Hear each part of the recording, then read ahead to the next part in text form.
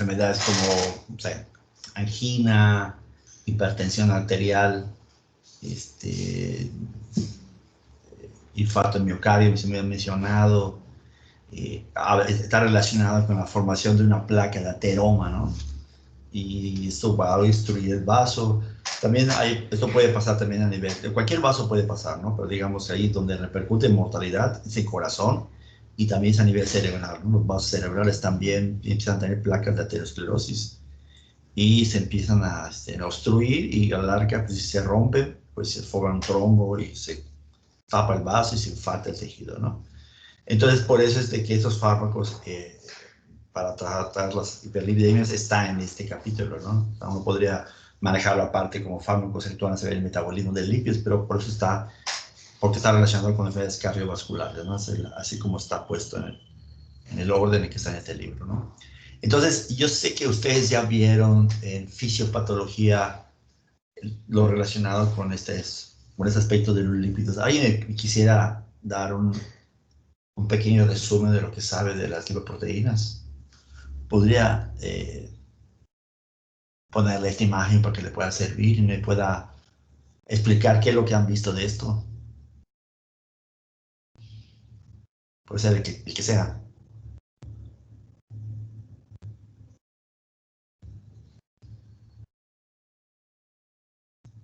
Bueno, ¿sí están allá? Sí, doctor. ¿Alguien que me puede decir? Bueno, Sí, pues ya que nadie más habla sí, ya lo vieron, para ¿verdad? variar. Ajá. Sí, doctor. Sí, sí, sí, sí lo vimos. A ver, ¿qué nos puede decir? ¿Algo en específico, doctor? Lo que te quieras. O sea, vamos como para generalidades de las lipoproteínas.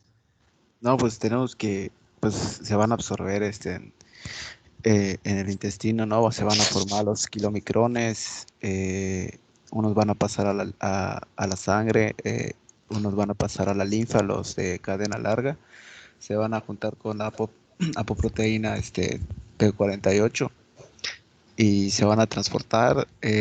Tenemos también que la lipoproteína lipasa es activada por la ApoC2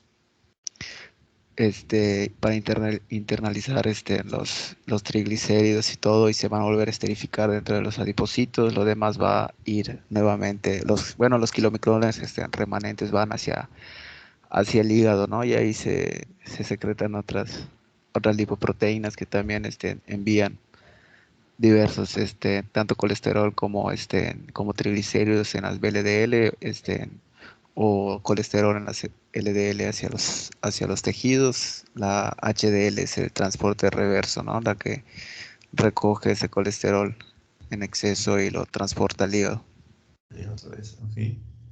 O sea, que aquí está, inicia aquí con, bueno, la manera de iniciar acá con los kilomicrones, pensando en los lípidos y colesterol que son parte de la alimentación en el tubo digestivo. Sabemos, como ya mencionó, los de cadena larga van a pasar a la linfa. Esos son los kilomicrones, ¿no? Aquí está, pasa por los capilares, la lipoproteína lipasa, pues va a cortar allá los ácidos grasos para que puedan ser utilizados y almacenados, ¿no?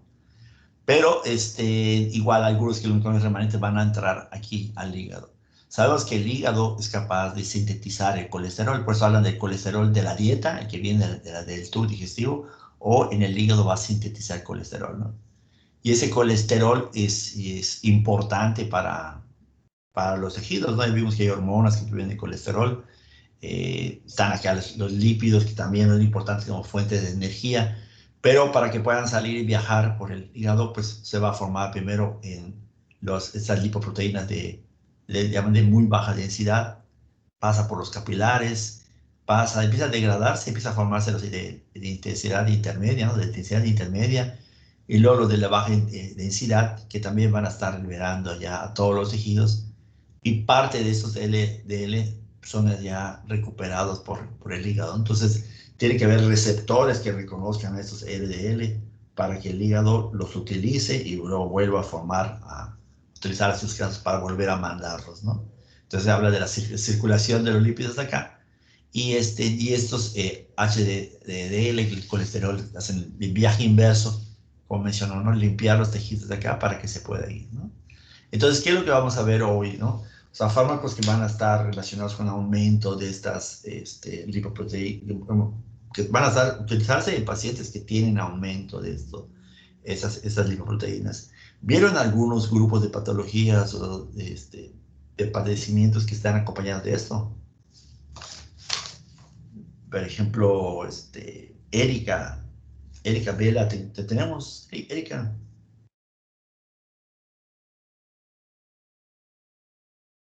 ¿Se encuentra Erika? No se encuentra, doctor. No se encuentra. Vamos a ver. Erika. Sheila. Tampoco se encuentra, doctor. Alejandro Castillo. Sí, doctor. Pues sería el caso de las hiperlipidemias, ¿no? Pero ¿qué vieron de fisiopatología o de enfermedades? ¿Qué vieron de esto?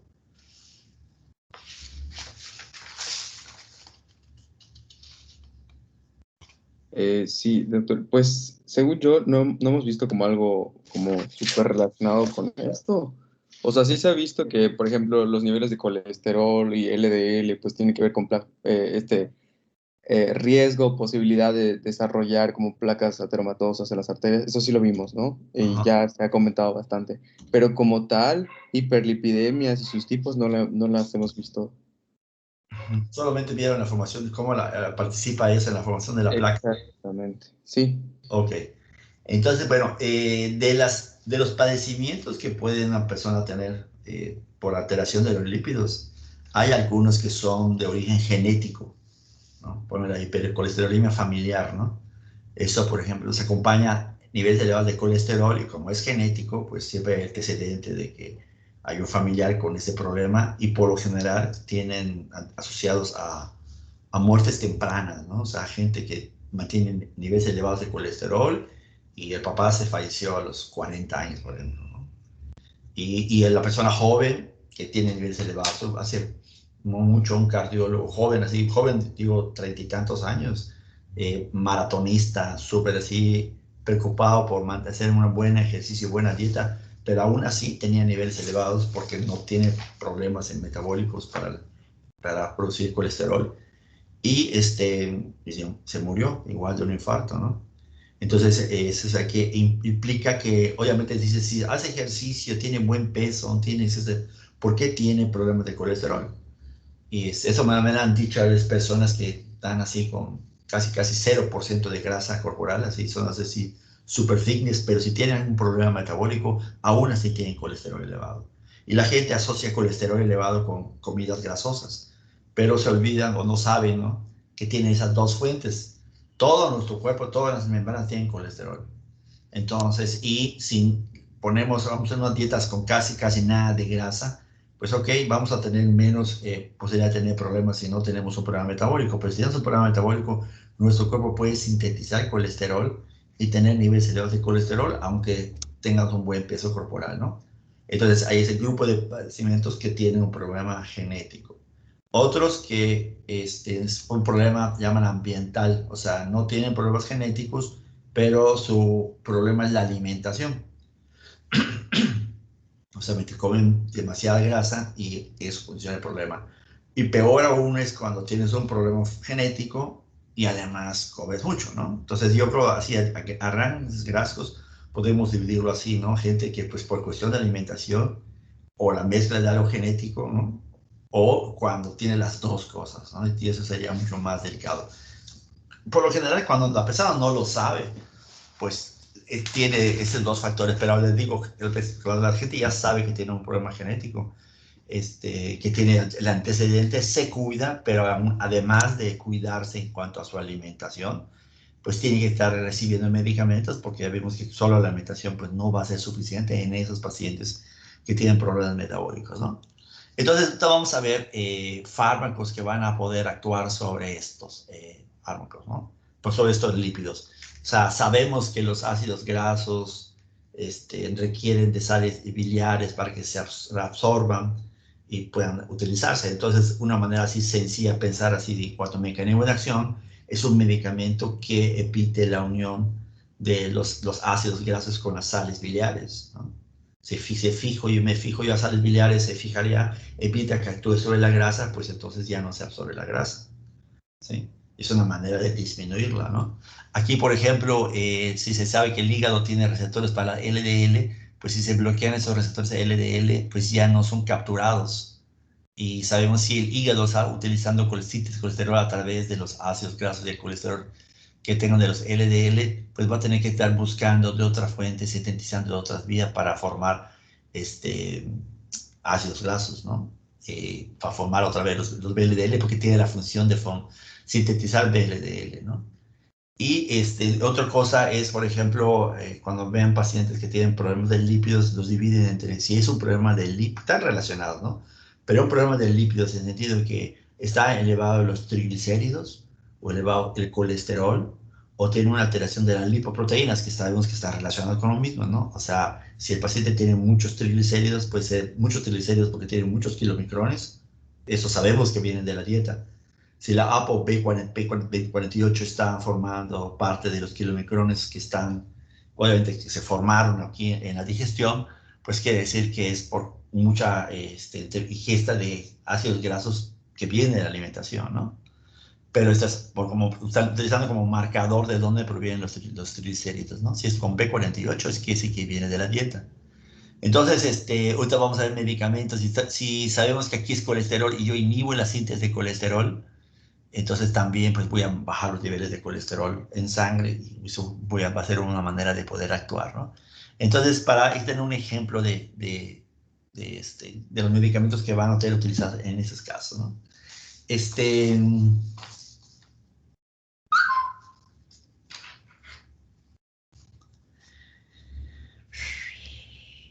Ricardo, Alfonso, Sí.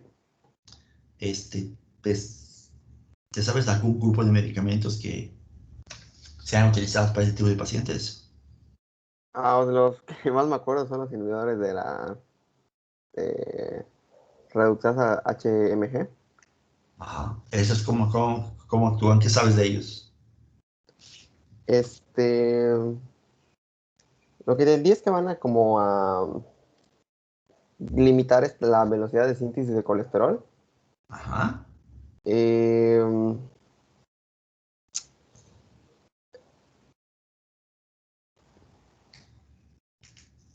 Uno, inhiben la síntesis de colesterol, ¿no? ujú. ¿Mecanismo de acción? ¿Cómo lo hacen?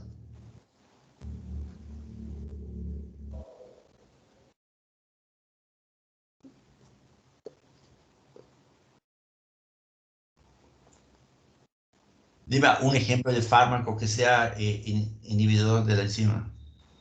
Sí, me acuerdo que inhiben las terminaban en INA, me parece que primero lobastina. Lobastina. Lovastatina.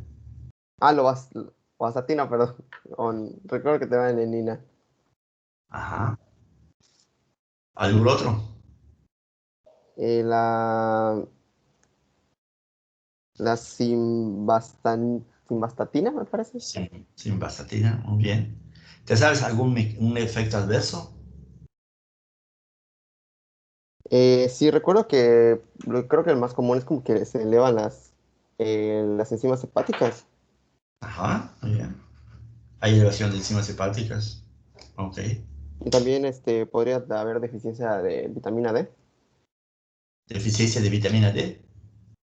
Sí, o sea, recuerdo haber leído que o sea, algún fármaco podía dar deficiencia de vitamina D. ¿Algún fármaco? ¿Y por qué podría producir deficiencia de vitamina D? Doctor, creo que no era como tal que cause insuficiencia de vitamina D. Uno de los efectos adversos, pues, de los fármacos que tienen esta función de inhibir a la HMG con enzima reductasa, pues era rhabdomiólisis, si mal no recuerdo. Entonces es degradación del músculo esquelético y pues los factores que predisponían a este efecto adverso, pues era la insuficiencia de la vitamina D. Ajá. Factores que predisponen a, ¿no? Ok. O sea, además de ese factor, hay otros factores que pueden desencadenar más la radiomiólisis, ¿no?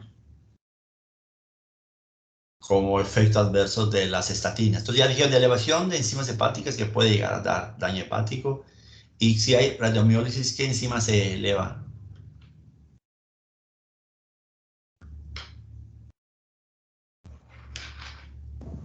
Recuerdo que aumentaban los niveles de mioglobina. Podrían llegar a... Inicialmente puede haber elevación de la creatinasa, pero obviamente cuando hay inflamación, ¿no? Ya empieza a haber inflamación, miositis, ¿no? Pero ya si se destruye más las células, se libera mioglobina, entonces ya se está hablando de destrucción masiva de las células musculares, ¿no? ¿Sí? ¿Qué quiere decir, bro? Sí, en la rhabdomiólisis hay un aumento de la creatinina, ¿no? Y la fosfoquinasa. Exacto, sí. Pero digamos, cuando se destruye, se libera la bioglobina, ¿no? Que es lo que va a decir, que explica el cambio de color de la orina. Entonces, como que son procesos, ¿no? Inicialmente puede haber solamente mialgias. O sea, si te duele el músculo, ya pasó, no pasa nada, ¿no? De repente, si avanza más el proceso inflamatorio, empieza a haber liberación de la creatinasa. Y si ya se destruye las células, entonces ya se libera la mioglobina, ¿no? Entonces hay destrucción de células. Y el problema de la mioglobina es cuando se libera, obviamente pasa por el nivel renal, es una molécula muy grande, inclusive puede precipitar y tapar los conductos renales y condicionar insuficiencia renal por destrucción, viene de los músculos, ¿no? Las personas que hacen mucho tiempo, mucho ejercicio y de repente tienen dolor musculares, supone que si hicieran un análisis de creatinasa estarían elevados, ¿no? Ok, entonces, pues sí, dice, los inhibidores de la reductasa, dice, la 3-hidroximetilglutaril enzima, ¿no? Esta enzima es la enzima limitante para la síntesis del colesterol. Recuerden, cuando vean una enzima limitante, pregunta de examen, ¿de acuerdo? Eso para la síntesis general, si estuviera dando clases de bioquímica, ¿no? Y cuando se veían los temas en bioquímica y veíamos esta enzima es importante, no solamente porque es limitante, sino porque los inhibidores de esta reductasa son fármacos utilizados en el paciente que tiene niveles elevados, ¿no? de estos ácidos grasos de colesterol y triglicéridos, ¿no? Ahora vamos a ver, dice, bueno, aquí está un esquema de la síntesis de colesterol, cómo a partir de acetilcoenzima A, y va a síntesis de colesterol, y en su paso de la síntesis, aquí está abreviado, ¿no? Esta reductasa de 3-hidroximetilglutaril-coenzima A, pues si se bloquea esto, pues se bloquea la síntesis de colesterol, ¿sí? Entonces, pues ese sería el mecanismo de acción, ¿no? Entonces, en esa figura se ve, por ejemplo, que cuando se inhibe la síntesis de colesterol, ¿sí? Al irse la síntesis de colesterol, sabemos que este colesterol normalmente cuando está bajo el colesterol, va a inducir la síntesis de estos receptores, va a irse al núcleo, inducir la síntesis de proteínas que van a codificar el receptor de las LDL, y si hay más LDL, pensamos en el hígado, pues entonces va a capturar más LDL, y esto es lo que va a hacer que los lípidos de baja densidad disminuyan en sangre porque ahora son más capturados por los tejidos, ¿no? Entonces la manera digamos, la consecuencia de inhibo la síntesis de colesterol, y esto hace que se estimule la síntesis de ese receptor y se capta más estos LDL, ¿no? Aquí a nivel de los tejidos, ¿no? Entonces, por eso es muy bueno para disminuir los niveles de LDL, que sabemos que ahí está con los triglicéridos, ¿no? Cómo están formadas las lipoproteínas. Entonces dice, menor síntesis de colesterol, mayor catabolismo de las LDL, porque son capturadas por los tejidos. Entonces dice, disminuye el nivel de colesterol pensando en los ácidos grasos, porque sabemos que allá en las lipoproteínas tienen colesterol, y en específico en las LDL, dice, disminución de triglicéridos, que sabemos que son parte de los LDL, y si HDL está relacionado con el transporte inverso del colesterol, y hoy que le llaman el colesterol bueno, pensando que es el que va a agarrar el colesterol de los tejidos y lo va a llevar al hígado. Entonces, pues es siempre cualquier medicamento que sea y esté aumentando los niveles de HDL es un buen medicamento. Hay que prestarle observación a esto, ¿no? Entonces, solamente con decir que disminuye los LDL porque aumentó la expresión del receptor, pues disminuye el colesterol, disminuye triglicéridos y aumenta los HDL, ¿no? Sabemos que los HDL se van a sintetizar también en el hígado.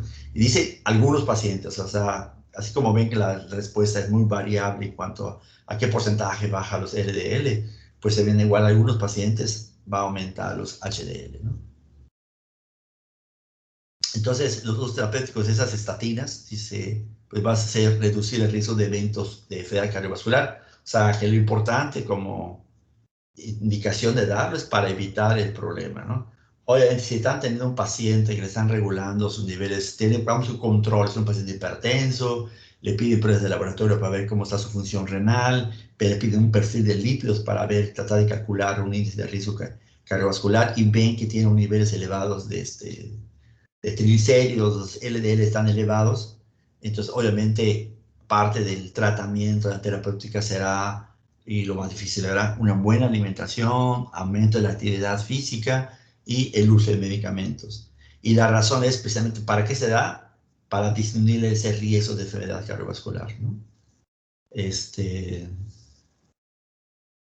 Que le decimos así como comentario nomás, ¿no? Ayer el pediatra que entra en la noche cuando yo salgo el domingo, me dijo que se hizo se ha hecho su prueba de esfuerzo y que no tiene ningún problema, ¿no?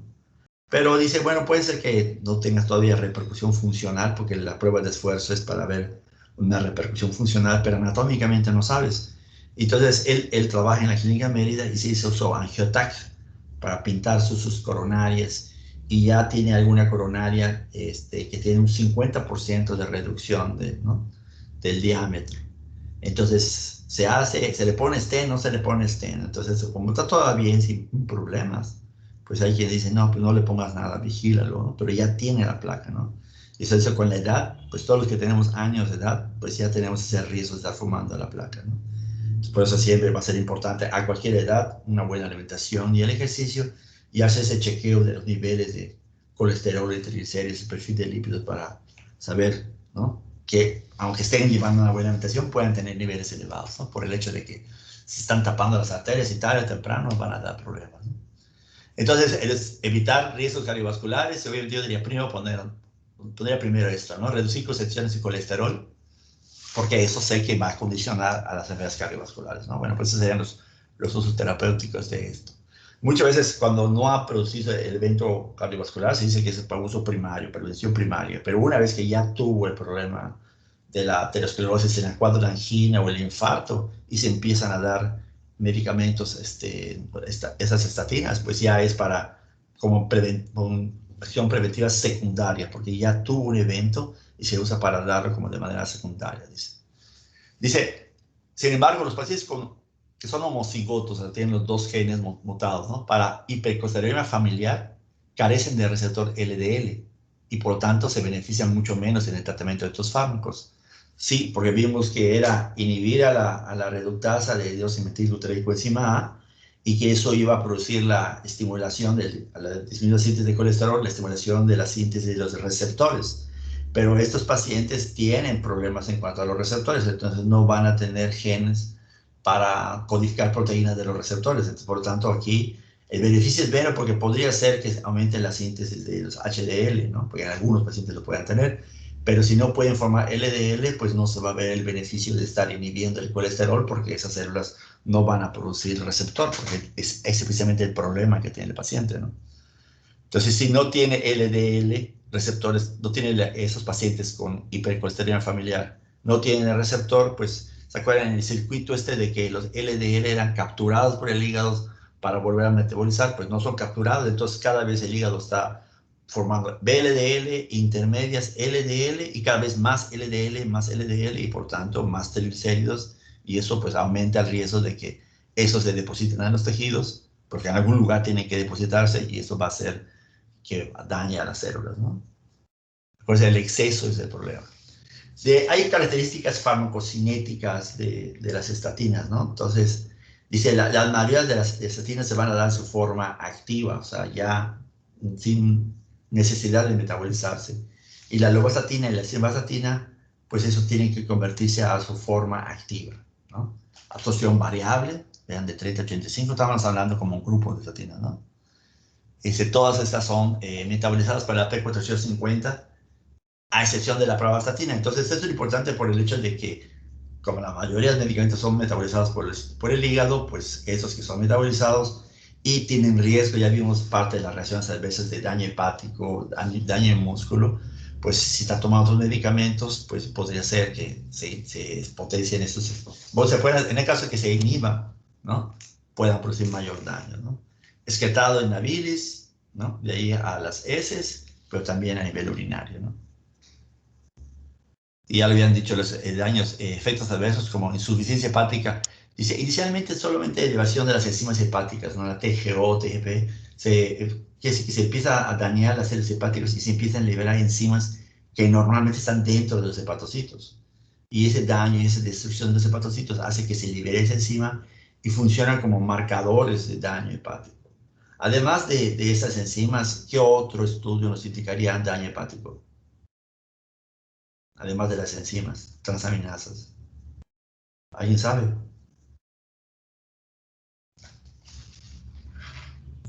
La fosfatasa alcalina puede ser. Fosfatasa alcalina. Puede ser los tipos de coagulación. Sabemos que sintetizan proteínas. Entonces, los factores de coagulación. Simplemente los niveles de albúmina y globulina. Van a ver que son pruebas de función hepática que nos va orientando a los niveles de bilirrubina, ¿no? Entonces, en el laboratorio van a ir pruebas funcionales hepáticas, especialmente para determinar cómo está el hígado en estos pacientes, ¿no? O para vigilar cómo está su función. Y habían visto la miopatía y radiomiólisis, ¿no? Como es muy característica en este grupo de pacientes. Entonces, lo que decían hace rato, ¿no? De que esos pacientes van a tener factores de riesgo para radiomiólisis, o sea, que está tomando estatinas, pero que tiene más riesgo de presentar la radiomiólisis como problema. Y el detalle de la radiomiólisis, les decía, es de que la destrucción de las células musculares con la elevación de la mioglobina, pues produce daño renal. Entonces, pues, ¿qué les diría? Para que tengan idea de lo que tan rápido puede ser, hace como 3 años, a lo mejor 4, no recuerdo muy bien, hubo un estudiante de medicina, en segundo año de medicina, que hicieron la práctica de ejercicio físico y pues después de eso estaban motivados en hacer ejercicio y se reunió con 2 estudiantes más de medicina y se pusieron a hacer calistenia. Y una sesión de calistenia intensa. El chavo, pues son jóvenes, han hecho ejercicio, pero él no había hecho ejercicio hace mucho tiempo. Hizo un ejercicio intenso, empezó a tener dolor muscular intenso, hizo radiomiólisis y acabó en el ORAN con diálisis peritoneal por falla renal aguda, ¿no? Entonces, eso es lo que podía pasar en el paciente, ¿no? De que si no cuidamos este efecto adverso, pues podría de tener un problema de colesterol, llevarlo a un paciente con falla renal que requiera diálisis, ¿no? Entonces, por eso es importante y por eso, que vamos a ver otros medicamentos, te dicen, bueno, se puede combinar con estatinas para evitar el riesgo de las reacciones adversas. Entonces, si yo combino con niacina, con otro medicamento, pues ya puedo usar dosis bajas de estatina con intención de disminuir la posibilidad de riesgos de esos efectos adversos, ¿no? Falla renal y el músculo, ¿no? Entonces, de los factores de riesgo que van a producir esto, pues obviamente, si no se está eliminando a nivel renal por el medicamento, pues va a pasar más riesgo. Lo que decían de la deficiencia de vitamina D como factor de riesgo de radiomiólisis, ¿no? Hipotiroidismo, o sea, que empieza a bajar el metabolismo, la edad, sexo femenino, dice, y el uso de ciertos fármacos, ¿no? Yo daba el ejemplo, fibrosilo es un medicamento que se puede utilizar así, niacina también se puede utilizar así, que también podría ser como factor de riesgo para la radiomiólisis. Entonces, vamos a ver que estos, como empezaron a decir, pues vamos a combinarlos, pues luego se dieron cuenta que estos también podrían producir radiomiólisis. Entonces, vamos a ver los fibratos y la niacina, ¿no? Que también pueden ser factores. Eritromicina es un medicamento, ciclofosfurina es un inmunomodulador, y bueno, o sea, antimicóticos y niveles de la proteasa son antivirales, ¿no? Que se usan. Y estos son antimicóticos que se verán como se vean antibióticos. Contraindicaciones, embarazo y lactancia y enfermedad hepática activa, ¿no? Den cuenta, no es enfermedad renal. Obviamente, si tiene enfermedad renal, podría utilizarlo, pues si se usa dosis adecuadas no hay problema, pero va a haber que tener cuidado porque si procede la radiomiólisis falla renal, pues va a ser más problema, ¿no? A veces van a ver que hay contraindicaciones absolutas y relativas. En este caso, estas serían como contraindicaciones absolutas: embarazo y lactancia y enfermedad hepática. ¿De acuerdo?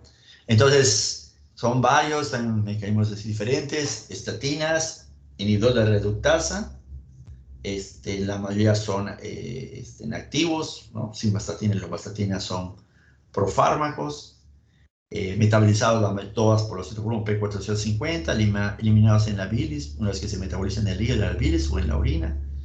Y como reacciones adversas, suicidio renal, que viene solamente y puede ser nada más elevación de enzimas, o sea, algo leve nada más, o ya algo grave, y lo mismo en músculos, ¿no? Entonces, esas serían las estatinas. De hecho, de alguna manera, esas son las que más se utilizan. Y vimos que al inhibir el colesterol, aceite de colesterol, lo que va a hacer es disminuir los niveles de VLDL y aumenta, aunque no en todos los pacientes, la HDL, ¿no? Entonces, así como que está desde las buenas para utilizar ese tipo de pacientes. Ok, ¿qué sabes de la niacina?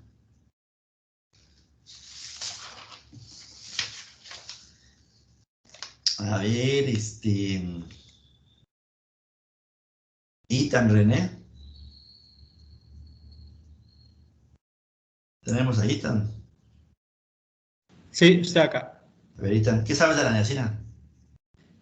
Pues recuerdo que lo que hacía era inhibir la lipólisis. Ajá. Entonces esto iba a reducir los ácidos grasos libres y por ende pues iba a reducir la cantidad de grasa en la sangre. Y pues del mecanismo de acción principalmente lo que me acuerdo ahorita. Ok. ¿Algo más? Creo, ya me acuerdo, de la evaluación. Decía del efecto adverso, que el principal efecto adverso era el que podía producir rubor cutáneo. Rubor cutáneo. ¿Y ese rubor cutáneo es mediado por? La vasodilatación que crea. Sí, pero ¿quién lo produce? ¿Qué sustancia se libera que produce la vasodilatación? ¿Óxido nítrico? No. Las prostaglandinas, doctor. Las prostaglandinas, ¿no? Ethan, sí, es mediado por las prostaglandinas. ¿Qué medicamento podrías dar para evitar ese rubor?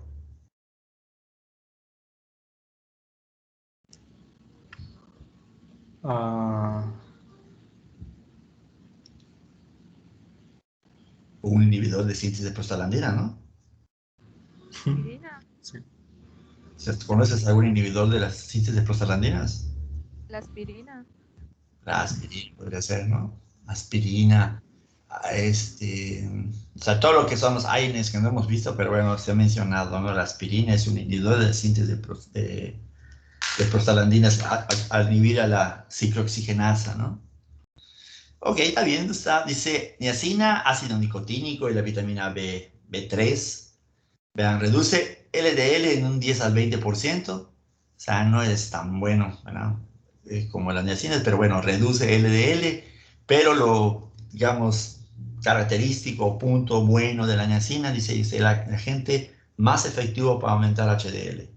Y me fijo de eso, pues porque sé que HDL son los buenos, queremos que aumenten los HDL, ¿no? Entonces, sí, las estatinas dicen en algunos pacientes puede aumentar, da a entender que no todos aumentan, pero en algunos sí, pero la niacina dice son con los que van a producir, se va a ver un mayor aumento de las HDL que son buenas, ¿no? Dice dosis de gramos, 1.5 a 3 gramos, ¿no? Entonces dice, aumenta la síntesis de triglicéridos, dice, no, ok, dice. Bueno, aquí menciona lo mismo, ¿qué más? Puede usarse en combinación con las estatinas, aquí ya sabemos que es un factor de riesgo más para producir la radiomiólisis, ¿no? Y se encuentran en combinaciones a dosis fija de niacina con la lovastatina y la simvastatina. O sea, ya hay presentación de lovastatina con niacina. ¿Pero es un factor de riesgo para la radiomiólisis? Sí, ¿no? Hay que estar pendiente nada más. Se supone que cuando das dosis menos dosis de ambos, al combinarlos, estás esperando una sinergia. Eso quiere decir que sí hay efecto sinérgico en cuanto a la producción de la disminución de los LDL, ¿sí? Pero hay que tener cuidado porque es un factor de riesgo para radiomiólisis, ¿no? ¿Sabes lo que les digo? Hay contraindicaciones absolutas y relativas. Eso sería como relativo. Se están usando dosis bajas de los dos, pero hay que estar pendientes, ¿sí? Dice, la adición de niacina al tratamiento con estatinas no ha mostrado reducir el riesgo de eventos de enfermedad cardiovascular aterosclerótica. ¿Se acuerdan? ¿Reduce los niveles de triglicéridos, por ejemplo, en este caso? Dice, ¿reduce los LDL? Sí. Pero cuando se dice, ¿cuál es el objetivo del tratamiento? Eso les decía, cuando lean las guías y que vean, el objetivo del tratamiento eso sí es pregunta, sí, súper importante, porque eso desde el punto de vista práctico es, estoy dando el medicamento y ¿qué esperas con el medicamento? Pues yo espero no solamente que reduzca los niveles de colesterol y triglicéridos dentro de lo normal, sino que la gente no se muera con problemas cardiovasculares por problemas de aterosclerosis, ¿no? Entonces sí, ok, disminuye esto, pero no disminuye el riesgo de evento de enfermedad cardiovascular, ¿sí? Entonces aquí, mecanismo de acción, pues lo que dijo su compañero, ¿no? Los triglicéridos, dice, no se sabe exactamente, supuestamente si es una vitamina, pues participan en la síntesis de los cofactores para las enzimas. Entonces aquí, de alguna manera, pues sabemos que los triglicéridos es glicerol con los 3 ácidos grasos. Y la lipólisis, pues es la degradación de los ácidos grasos para que se vayan al hígado y formen los triglicéridos. Y de los triglicéridos, pues sinteticen los VLDL que van a ir a mandar los ácidos grasos a otros tejidos, ¿no? Tenemos nuestro almacén, pero necesito lípidos para mis otros tejidos para obtener energía, ¿sí? Entonces, pues si la niacina inhibe esta lipólisis, pues está disminuyendo los niveles de ácidos grasos, ya no va a haber triglicéridos y los VLDL sabemos que se va a sintetizar, sí, pero luego después se van a convertir a densidad intermedia y los LDL, ¿no? Entonces está diciendo, pues bajan los LDL, dice, ¿no? Y lo sabemos que los VLDL triglicéridos, porque está disminuyendo la síntesis de ácidos grasos, y el colesterol, pues LDL, ¿no?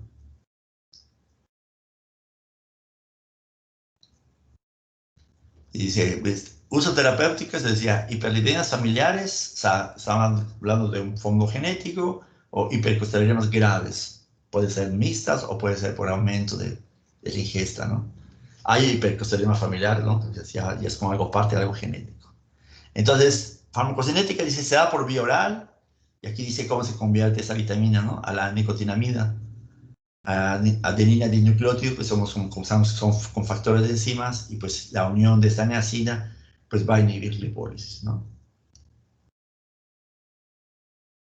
Obviamente, otra parte que me llamó la atención, vean, sola no disminuye la concentración plasmática de lípidos en los tejidos. O sea que, pues por eso igual habla de que se da en asociación con una estatatina, ¿no? Efectos adversos, ya dijeron el rubor cutáneo, y ese rubor y vasodilatación, pues obviamente produce calor, y cuando tenemos un exantema produce prurito, y lo que decíamos, ¿no? La aspirina podría ser tomada para disminuir las síntesis de prostaglandinas y disminuir este efecto. Otros datos, otros pacientes pueden producir náusea y dolor abdominal. Pues cuando es medicamento vía oral, no es raro que pueda producir náusea y dolor abdominal, ¿no? Pero aquí es importante la hiperuricemia y gota, ¿no?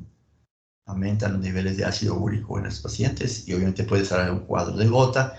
Esto, tolerancia alterada a la glucosa, que se empieza a paciente a tener niveles elevados de glucosa, no pueden manejar la glucosa de manera normal, entonces si es prediabético se manifiesta como una diabetes, si es diabético y no se controla, se puede descontrolar los niveles de glucosa.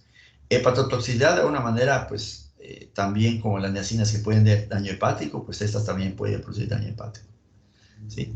Entonces, si recuerdo, cuando hago mi cuadrito y comparo reacciones a veces para repasar, veo en estatinas, insuficiencia hepática, radiomiólisis, ahí está la miositis también previo. Y cuando veo niacina, pues recuerdo lo que dijo el compañero, ¿no? Rubor, ya sé que rubor es niacina. Y el rubor, como están vasodilatados, produce calor. Y como es vasodilatación, producen también histamina produce prurito, entonces pues puedo asociarlo a prurito. Como es síntesis de prostaglandinas, dice, se puede evitar eso a nivel abdominal, náusea y dolor abdominal, y característico de niacina, hiperuricemia, intolerancia a la glucosa, se mantienen niveles elevados de glucosa, ¿sí? Y la hepatotoxicidad, pues parecida a insuficiencia hepática, pues puede producir hepatotoxicidad, ¿de acuerdo? Ok, vamos a ver, fibratos. María Teresa del Toro. Sí, doctor, aquí está. Ya. ¿Qué es fibratos? Bueno, que por ejemplo, podría mencionar los efectos adversos, que nos mencionaban que iba a tener, lo más frecuente eran las alteraciones gastrointestinales leves, que disminuían a medida que el tratamiento iba a avanzar, que se usaban en el tratamiento de las hipertrigliceridemias y que eran muy útiles para la disbetalipoproteinemia. Eso también. Y su farmacocinética decía que se absorbían por completo después de su administración oral, y que se distribuían ampliamente y era unido a la albúmina. Eso me acuerdo. Eso está interesante en cuanto a decir que se absorben y van a ser metabolizados para diferenciarlos con los que van a unir a las resinas, ¿no? Que van a estar en tubo digestivo, que no se van a absorber y van a atrapar las sales biliares, ¿no? Y el mecanismo de acción está en relación ¿a qué? Su mecanismo de acción de los fibratos. ¿Cuál es su mecanismo de acción?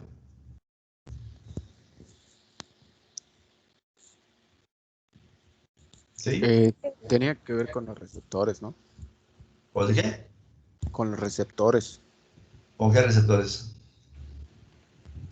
Este sí no recuerdo exactamente cómo la es. Lo que pasa es que la verdad es que no entendí bien siquiera cómo se manejaba. De hecho, lo busqué en otros libros y decía lo mismo, ¿no? Que nada más era como que interfería con los ligandos, algo por el estilo.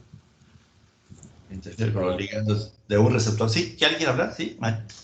Sí, soy yo. Sí, yo entendí como que estaban los receptores que se llamaban del proliferador activado del peroxisoma y que cuando se unían los ligandos, que podían, creo que el libro mencionaba que podían ser ácidos grasos, decía que estos receptores se iban a activar y una vez activados iba a hacer que disminuyeran las concentraciones de los triglicéridos y por eso te decía que estos fibratos iban a aumentar el HDL. O sea, el bueno los iba a aumentar y era como un factor protector. Algo así entendí. No sé si estoy bien. Okay. También algo que pude entender, eso es que como que al final se da todo para estimular la transcripción de genes que sintetizan los receptores de LDL, ¿no? Al final, pues, implica la transcripción de genes, efectivamente. De los fibratos está el fenofibrato y el genfibrosilo, ¿no? Y está este fenofibrato, para mí, el conocido para mí es fenofibrato. Y ese genfibrosilo, de alguna manera lo relaciono porque precisamente tiene que ver con la inducción de genes, ¿no? Entonces, bueno, genfibrosilo, para relacionarlo con el mecanismo de acción, ¿no? Ya, estatinas, inhibidores de la reductasa, niacina, inhibidores de la lipólisis y fibratos, pues tienen que ver con un receptor de los peroxisomas, ¿no? Dice, derivados del ácido fíbrico reducen triglicéridos y aumentan el colesterol y de lipoproteínas de alta densidad, o sea, aumenta HDL, como dijeron, ¿no? Y reduce la síntesis de triglicéridos. Entonces, como mecanismo de acción, igual, buscando otros libros para ver, dice, actúa como ligando para el regulador de la transcripción nuclear. O sea, pues, hay un regulador, el regulador es una proteína por lo general que está en el núcleo y activa la transcripción, ¿sí? ¿La transcripción de qué? Del receptor alfa activado por proliferación de peroxisomas, ¿no? Para proliferar peroxisomas, que es ese alfa PPAR. Entonces, cuando los ligandos, como decía, el ácido graso, ¿no? Se une a este regulador de la transcripción. Entonces, al activarse este gen y producir una proteína, lo que va a hacer es aumentar la síntesis de la enzima lipoproteína lipasa, que es otro tipo de lipoproteína, ¿no? La lipoproteína lipasa A. Pues esta es la proteína lipasa para la lipólisis, ¿sí? Entonces, ¿qué va a producir? Catabolismo de las VLDL. Está hablando de los triglicéridos que vienen sintetizados en el hígado, ¿no? Y también va a activar la lipólisis de los ácidos grasos de los kilomicrones. Les va a quitar los ácidos grasos, ¿no? A quitarlos de los que están de los VLDL y de los kilomicrones. Entonces, dice, la consecuencia de esto es de este catabolismo se obtienen los ácidos grasos, que son destinados para el metabolismo del músculo estriado o almacenados en el tejido adiposo.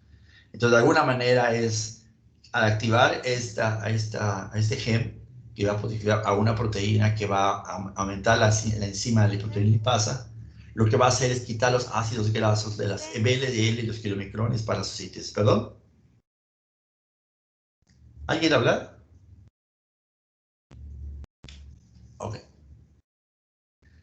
Entonces dice, pues entonces de los dos, el fenofibrato es el más efectivo que el gemfibrosilo para reducir las concentraciones de triglicéridos, ¿no? Degradar los ácidos grasos de VLDL y de los kilomicrones. Y bueno, va a aumentar los HDL al aumentar la expresión de las APO1 y APO2, ¿no? Son las proteínas que van a formar parte de las HDL, ¿no? Dice, usos terapéuticos, pues obviamente si tienes aumentado los triglicéridos y va a aumentar la enzima de la proteína lipasa, pues obviamente va a ayudar a degradar esos ácidos grasos para que puedan ser metabolizados y puedan ser almacenados en el tejido graso, ¿no? Se dan cuenta, el hecho de que sean triglicéridos solo se destruyen, pero una manera de evitar, vamos, para utilizarlos, si se van a ir al bus que lo quiere utilizar, pues que voy a necesitar hacer ejercicio para quemar esa grasa y utilizarla, o en el tejido adiposo, ¿no? Por eso es importante el ejercicio, ¿no? Y también, obviamente, si tienes el problema de esto y además comen muchos ácidos grasos, pues no va a ayudar que estés tomando medicamentos si no tienes el cuidado de tener una buena alimentación y hacer ejercicio, ¿no? Entonces, vamos relacionados con las hipertrigliceridemias y lo que mencionaba, ¿no? De la disbeta-lipoproteinemia, ¿no?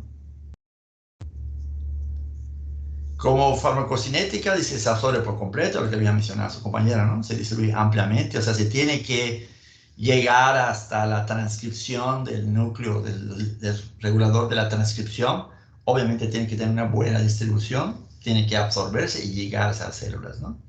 El fenofibrato se va a convertir en la fracción activa, que es el fenofílico, o sea, que se da como por fármaco, ¿no?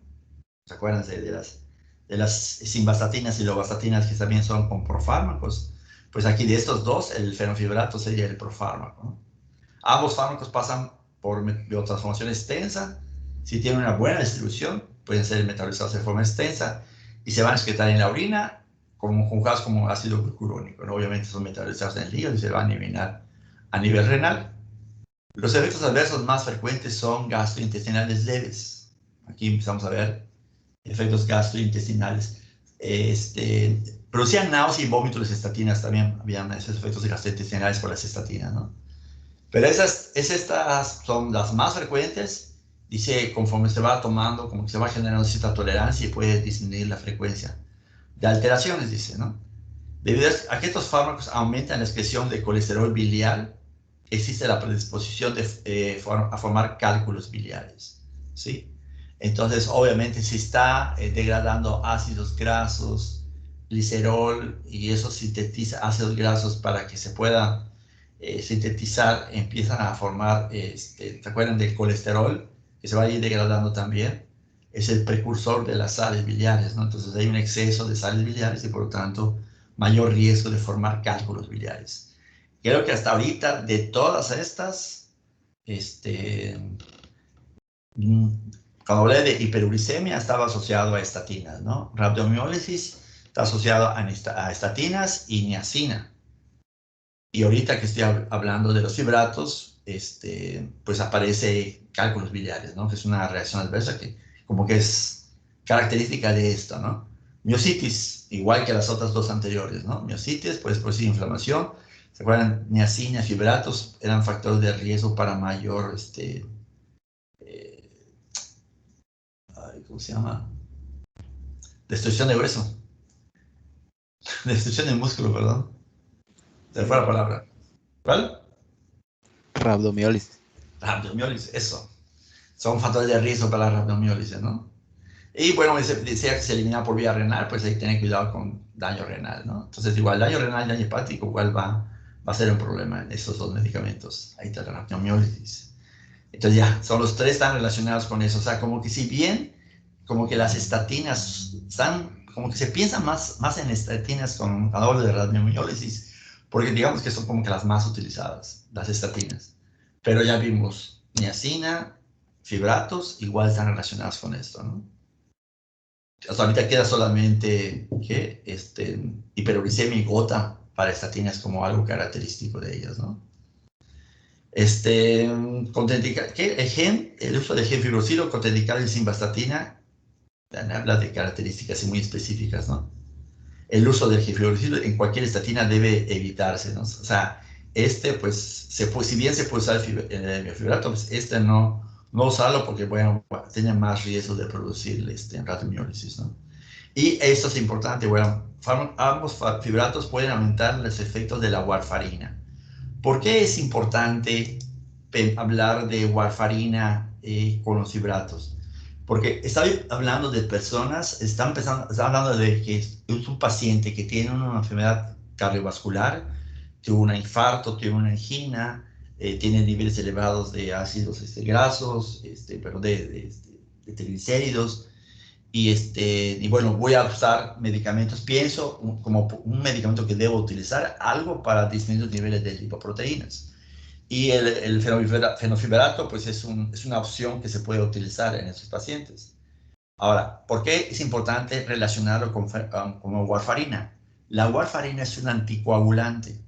Entonces, en los pacientes que tienen aterosclerosis, además de dar medicamentos para que bajen los niveles de las lipoproteínas, pues sabemos que la placa puede romper, y si se rompe, pues puede formar un coágulo. De hecho, a lo mejor el paciente infartado ya formó su coágulo y se tapó sus arterias, entonces, pues todavía no se le ha puesto su stent, y a no se le va a poner porque no es candidato, pero tiene placas de aterosclerosis, pues baja el colesterol y pues dale un anticoagulante, porque no queremos que se vaya a formar un trombo y se siga infartando el paciente.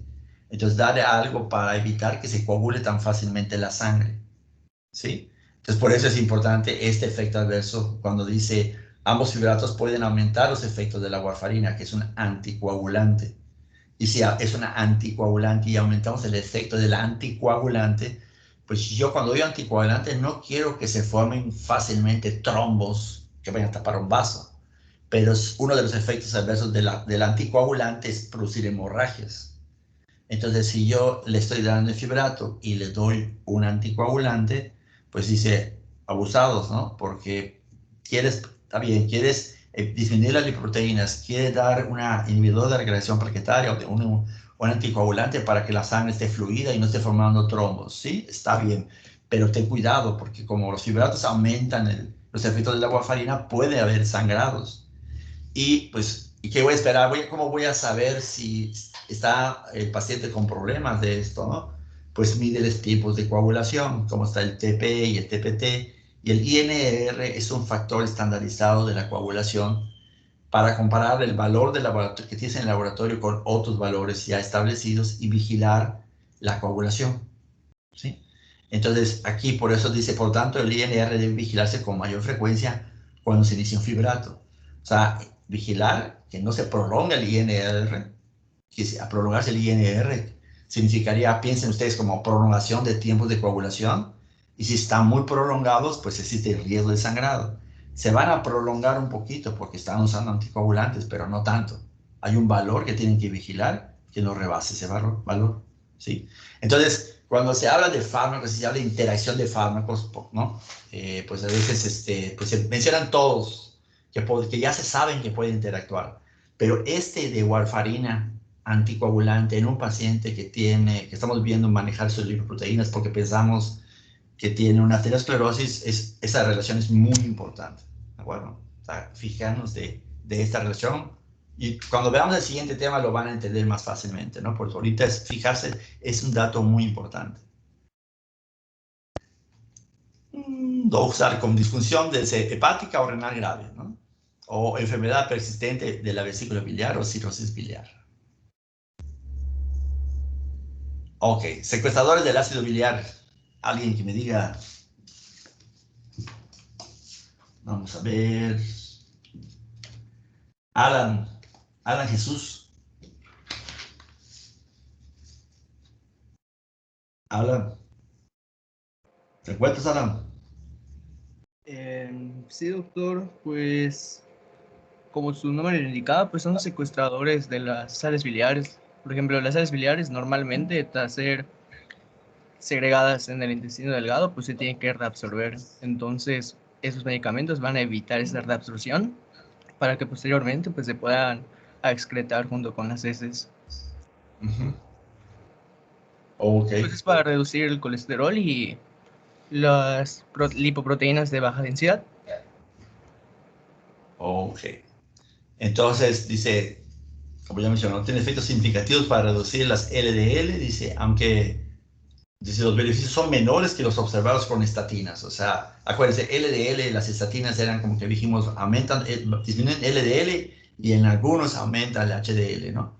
Pero para LDL era estatinas. Entonces, sí lo hace, pero es menor que las estatinas, ¿no? Entonces, de las sales biliares, estas son como prototipo, ¿no? Por ejemplo, de estas dos, la colesteramina es así como que la conozco, se usa en el hospital, ¿no? Pero esta colestebelam, no la conozco. Es otra, sales, resinas que son fijadoras de ácidos biliares, ¿no? Entonces, su mecanismo de acción, pues es el nombre que tiene, ¿no? Fijan los ácidos biliares. Como ya les mencionó, se secretan las ácidos biliares por el jugo pancreático, se van a emulsificar las grasas para facilitar la digestión y formar los kilomicrones. ¿Se acuerdan? En el libro de Fisio menciona, ¿no? Que se absorbe principalmente en el hilio. El libro dice, aquí dice, pues, como duodeno y hilio, ¿no? Pero precisamente en el hilio.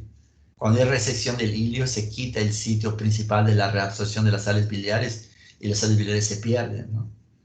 Y va a proceder, ¿te acuerdan? Si ya no hay sales biliares, bueno, esas se deben de reabsorber para formar otras sales biliares y se forman sales y va a ser el emulsificador de las grasas.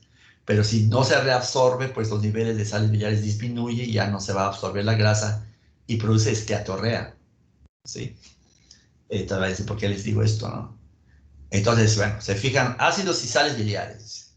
Entonces, este complejo, dice el complejo de la resina de ácido biliar, se va a excretar en las heces, por lo que le va a reducir la concentración del ácido biliar, porque ya no se va a reabsorber, como dijo su compañero, ¿no? Entonces, como ya no se va a reabsorber, los hepatocitos no están recibiendo las sales biliares del intestino, porque ya no se está reabsorbiendo, entonces el hígado tiene que ver la manera de sintetizar sus ácidos biliares, que sabemos que los ácidos biliares provienen del colesterol. Entonces es una manera de que antes había un colesterol por allá circulando con riesgo de que se depositen los tejidos, al fijar y evitar la utilización de los sales biliares del intestino, pues dejamos al hígado que si quieres más, pues tienes que sintetizar más. ¿Y cómo lo vas a hacer? Pues agarrando colesterol en los medios, y eso va a hacer que pues haya menos colesterol en la circulación, porque está utilizando el colesterol que no utilizaba antes, porque utilizaba lo que viene de las sales biliares, ¿no? Venían las sales biliares ya listas, bueno, tienen que volver a sintetizar de colesterol. Sales biliares es la manera en la que va a poder actuar, ¿no?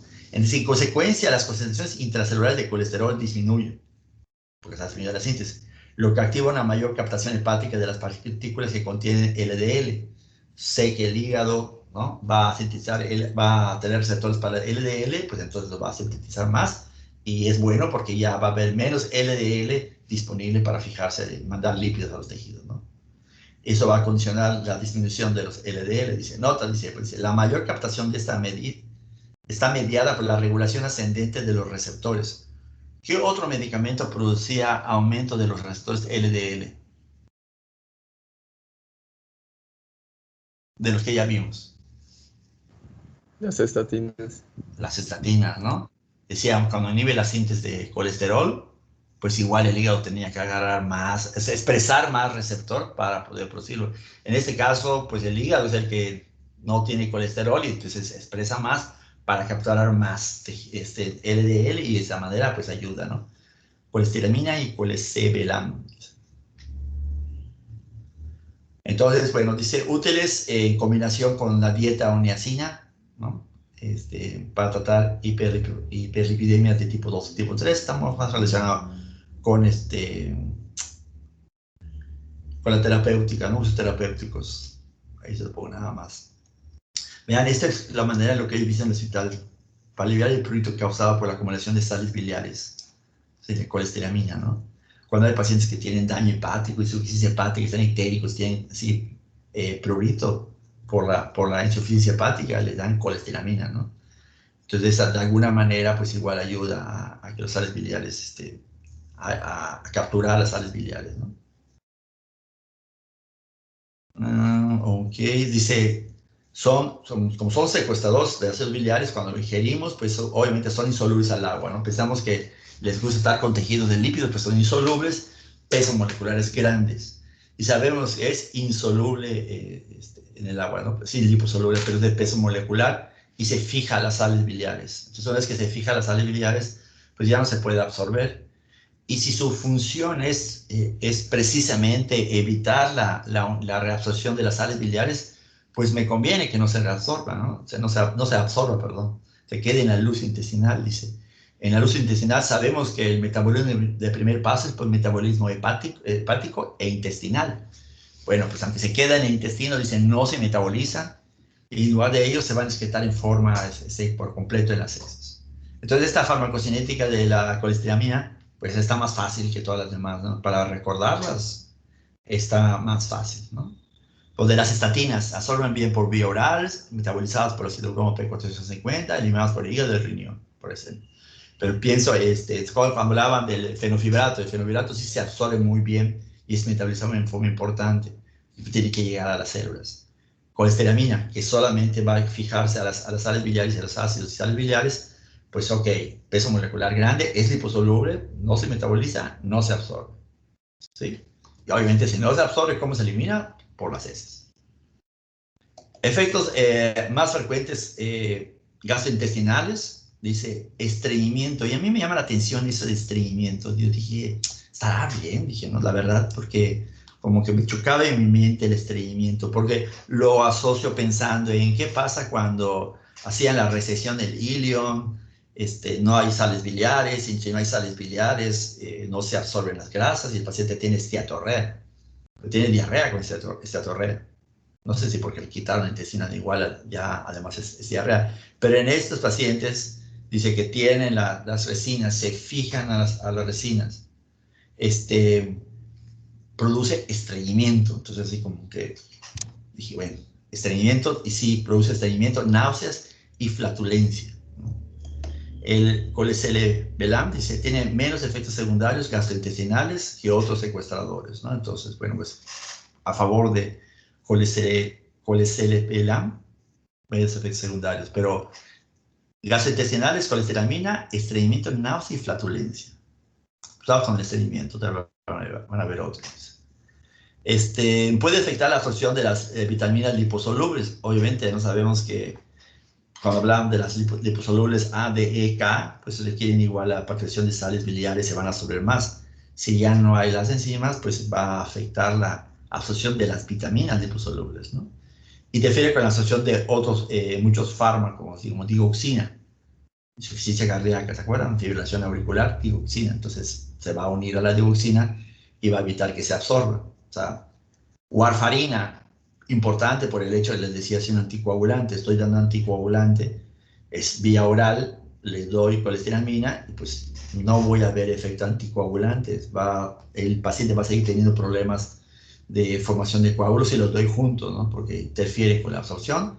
Hormona tiroidea también, dice, entonces para evitar eso, dice, pues tomarlo al menos 1 o 2 horas antes o 4 horas después de los secuestradores de ácidos biliares, ¿no? Si lo voy a combinar, pues tomo 2 horas antes o de 4 a 6 horas después de la colesteramina, ¿no? O sea, si se pueden dar, el paciente lo puede tomar, pero separado. Dice, puede aumentar la concentración de triglicéridos y está contraindicada en pacientes con hipertrigliceridemia significativa, con más de 400. Igual. Ok. Este es el ezetimibe, pues su nombre es el inhibidor de la absorción de colesterol, pues el mecanismo de acción es la inhibición, obviamente, a nivel intestinal del colesterol. Dice alimentario, o sea, el colesterol que viene de la dieta, o en el biliar en el intestino delgado, o sea, por aquello de que se degrade el colesterol y que se pueda resolver aquí en el intestino delgado de la bilis, pues podría ser que se pueda resolver acá. Bueno, cualquier colesterol va a ser bloqueado por el ezetimibe, dice, ¿no? Entonces, pues dice, condiciona una disminución del suministro de colesterol al intestino y al hígado, ¿sí? Recuerda, está modificando colesterol, hacemos que el hígado le dejamos con poco sustrato para trabajar y hacemos que el hígado empiece a buscar otras fuentes de colesterol, ¿sí? En el caso de las resinas, evitando la absorción de las sales biliares para que no absorban. En el caso de las estatinas, inhibiendo la síntesis, ¿no? En el caso de los fibratos, no de los fibratos. De los fibratos igual va a producir la inhibición de la síntesis también, ¿no? De la degradación. Y el caso de este es de la absorción del colesterol, ¿no? Se inhibe. Y este caso causa una reducción de la reserva de colesterol hepático y un aumento de la depuración de colesterol de la sangre. Lo que dijimos, reduce el colesterol aproximadamente en 18 al 23%. No hay colesterol, entonces el hígado va a empezar a aumentar la captura de las LDL porque pues, son las que puede recibir. De hecho, la circulación normal son las que regresan al hígado, ¿no? Pues ahora va a regresar más y va a capturar más, ¿no? Dice, debido a la modesta reducción de la LDL, dice, a menudo se usa como coadyuvante. O sea, sí disminuye LDL, pero dice, no de forma tan importante. Entonces, ¿qué significa coadyuvante? Así como cuando decía la niacina sola no ayuda mucho y se tiene que dar con algo más, pues el ezetimibe igual, ¿no? O sea, si bien decía las estatinas se dan cuenta, pueden ser utilizadas solas. Si la uso en combinación, es para usar menos dosis y menos efectos adversos. Pero estos como coadyuvantes quiere decir que solitos no ayudan en forma significativa, pero si se agregan con otro, pues ayuda a que disminuyes la dosis del otro y por lo tanto se supone que potencias el efecto terapéutico, o eso es lo ideal, potenciar el efecto terapéutico y disminuir el riesgo de los adversos de los otros. En este caso, vean, dice como coadyuvante para tratamiento máximo tolerado de una estatina en pacientes con riesgo elevado de enfermedad cardiovascular aterosclerótica o intolerantes a las estatinas. Entonces, pues, no lo reciben, pues puedo yo utilizarlo como una alternativa, pero siempre va a ser, por lo general, como coadyuvante, ¿no? Metabolismo en el hígado, en el intestino delgado y el hígado, ¿no? ¿Se acuerdan? Metabolismo, primer paso, es hígado y intestino, ¿no? Ese temibie, pues está metabolizado en los dos sitios, ¿no? Y obviamente si ya dijimos que su función está bloquear el receptor en el intestino, pues el intestino sí actúa en el intestino, pero ya es metabolizado en el intestino. ¿Se dan cuenta? Hasta ahorita es el único que vemos que es metabolizado en el intestino delgado y en el hígado, ¿sí? Asociado con su mecanismo de acción. Así como el genofibrato está asociado a la transcripción del precursor de las peroxidasas, es alfa-peroxidasa, pues igual, ¿no? Y ahí está el genfibrosilo, pues temibie, bloqueador de la absorción, metabolismo, hígado y intestino delgado. Excreción biliar y renal, o sea, no hay diferencias. O sea, para marcarlo y saber que esto me debo de fijar en esto, ¿no? Pacientes con insuficiencia hepática o moderada o grave no debe tratarse con ezetimibe, ¿no? Es igual como todos los medicamentos. No es una como contraindicación absoluta. Y son raros los efectos adversos del ezetimibe. Ok.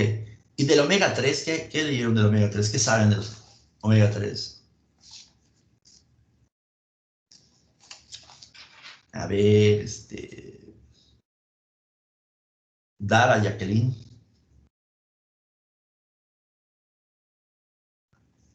Dara. No se encuentra, doctor. No se encuentra.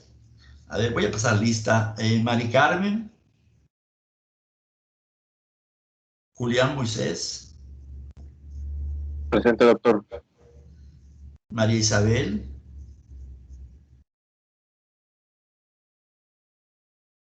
David. Presente, doctor. Felipe Lizardo. Presente, doctor. Laura Daniela. Presente, doctor. Nelson Enrique. Presente, doctor. Carolina Guadalupe. Presente, doctor. Carlos Alberto. Presente, doctor.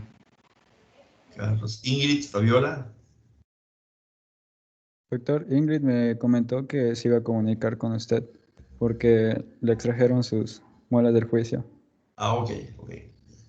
Gracias. Aaron. Carla. Presente, doctor. Job. Job Israel. ¿Es Israel? Job. ¿Se encuentra Job? No está, doctor. Ok. Fabricio. Presente. Cintia Alejandra. Ricardo Iván.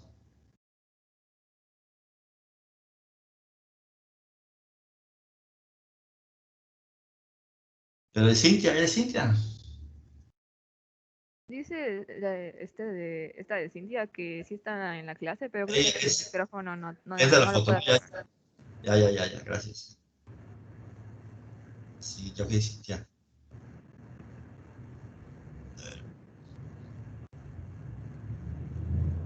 José Sebastián.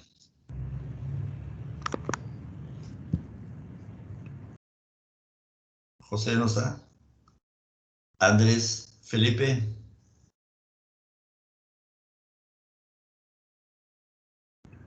Presente, doctor. Andrés. Sí. ¿Se me escucha?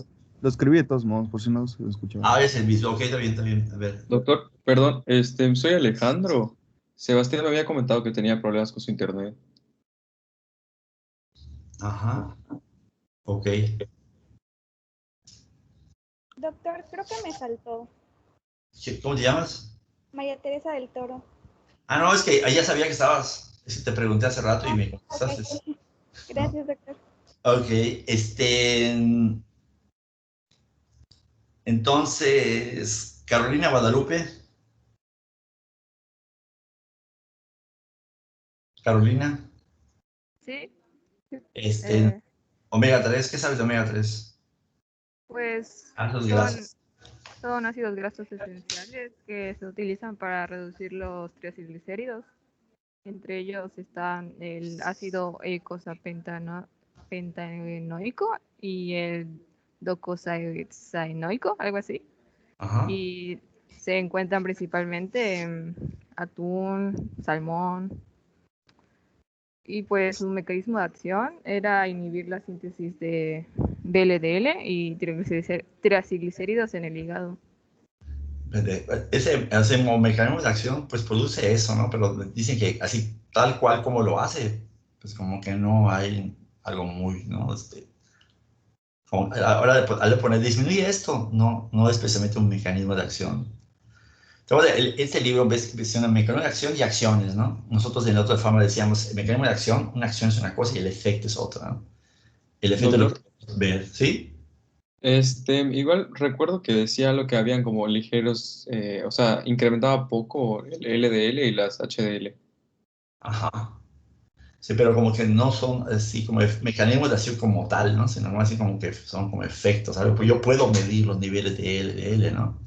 Entonces, si cambian los HDL o LDL, no sería como una acción, sería como un efecto. En este libro, como que de repente te lo maneja de manera indistinta acción y efecto, pero sí maneja el mecanismo de acción como aparte, ¿no? Nada más le digo. Entonces, pues ya mencionó su compañera, ¿no? Lo que va a hacer de alguna manera dice son ácidos grasos esenciales, y si son ácidos grasos esenciales, sabemos que los triglicéridos pues tienen el glicerol y los 13 ácidos grasos, pues entonces, ¿de qué manera si yo doy un omega 3 va a disminuir los VLDL, ¿no? O los triglicéridos? O sea, al formarse los ácidos grasos y unirse al glicerol, eso va a evitar que se sinteticen más triglicéridos, ¿no? Por el hígado, y se van a liberar los ácidos grasos omega 3 junto con el glicerol, ¿no? Entonces, como que dicen, exactamente no se sabe cómo lo está haciendo, pero dice, de alguna manera sí va a ayudar a la disminución de los VLDL y los triglicéridos, dice. Entonces, dice, disminuir la concentración séricas, dice, de triglicéridos y decía LDL y los HDL, ¿no? Con ligeros incrementos. Pero vea, incremento de los LDL acá, ¿no? Aquí decía VLDL, se inhibe síntesis de VDL, porque sabemos que el hígado va a liberar esto, ¿no? VLDL. Pero disminuye con ligeros incrementos de los LDL, que eso no es bueno, ¿no? Aunque aumente HDL. Entonces dice, alimentarse o recibir una dieta con atún y salmón, como que creo que los japoneses sí son en su alimentación incluyen muchos peces, ¿no? Y eso de alguna manera es bueno, ayuda mucho para evitar problemas cardiovasculares, pero que siendo parte de la alimentación así cotidiana. Pero en la mayoría de los países que no sean japoneses, que su alimentación tenga omega 3 en forma importante, pues como que no es tanto, dice, ¿no? De hecho, para que tengamos unos niveles más o menos apropiados, pues es necesario recibir suplementos de esos omega 3, ¿no? El problema con los japoneses, bueno, nosotros comemos pescado la mayoría, no siempre, pero la mayoría comemos pescado frito, ¿no? Entonces, a sus omega 3 que tienen le echan aceite y pues ya los fríen, entonces ya pues comen ácidos grasos, pero también comen otros ácidos grasos que no son buenos, ¿no? O sea, si se cocina con esos ácidos, ¿no? Así que van a estar, que no son parte de los que son así esenciales y todo, ¿no? Entonces, por eso hay que comer pescado, pero tratar de comer pescado que no siempre sea frito, ¿no? Dice, como coadyuvante igual, ¿no? Para pacientes que tienen estos problemas, dice, pues puede ser utilizados como coadyuvante, o sea, sí tienen efecto benéfico, pero nunca se considera como darlo solo, como que sea parte de algo saludable, ¿no? Sí ayuda, ¿sí? Pero digamos, si ya tienes el problema, mejor toma otras cosas, ¿no? Si estás siendo alimentado, y tienes buena alimentación, comes pescado y además recibes omega 3, es bueno, ¿no? O sea, no quiere decir que sea malo. ¿Alguno de ustedes ha tomado aceite de bacalao? Cuando que sus padres hayan dado emulsión Scott. Afortunadamente no, doctor. Afortunadamente no. Exacto. A mí sí, doctor. A mí también. A mí también. Entonces, pues, de alguna manera, mamá, pues ahora toma tu emulsión Scott, ¿no? Entonces, bueno, ya vamos a ver, sabemos de la reacción adversa, de alguna manera, ¿no? Dice, es efectiva para la reducción de triglicéridos, decía, ¿no? La suplementación con ácidos grasos polisaturados omega 3 no ha demostrado que reduzca la morbilidad y la mortalidad, ¿sí? O sea que se requiere algo más que estar con omega 3, ¿no? Efectos secundarios más frecuentes incluyen efectos gastrointestinales, varios de los que ya vimos producen efectos gastrointestinales. ¿Se acuerdan de las resinas que producían estreñimiento, ¿no? Pues produce diarrea, náuseas, dolor abdominal y dice sabor a pescado, pero ¿no? Piensa así como que tú tienes sabor a pescado, pero si tienes el gusto en la boca de estar eructando el bacalao, ¿no? Dice, el riesgo de sangrado puede aumentar en quienes están tomando anticoagulantes o agentes plaquetarios de forma concomitante, ¿no? Entonces, igual que lo que vimos anteriormente, cuidado con esto. Por lo general, no van a ver así omega 3 como parte del manejo, así de, tiene un problema cardiovascular, le estoy dando omega 3, ¿no? Por lo general se ve así como manejo preventivo para la alimentación, como suplemento, pero si el paciente tiene un problema, le van a estar dando estatinas, le van a estar dando niacinas o fibratos, más para ayudarlo al paciente que darle omega 3. Pero bueno, como parte de la alimentación, que es saludable, ¿verdad? Y pues ya vieron que no hay una reducción significativa en las enfermedades cardiovasculares por estar usando muchos omega 3. Ok, bien. Y